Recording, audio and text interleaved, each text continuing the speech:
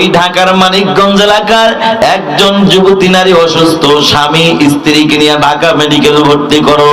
Dhaka medical ভর্তি করার পর আল্লাহর বান্দি দুনিয়া থেকে বিদায় হয়ে গেল, আল্লাহর ডাকে সাড়া দিয়ে চলে গেল। আল্লাহর বান্দা যুবক তার স্বামী চোখের পানি ফালাইয়া কান্দার কয়, আল্লাহ আমার বিবিকে হারাইলাম, আমি কেমনে একা থাকবো। অ্যাম্বুলেন্সে করে লাশটা বাড়ির দিকে রওনা।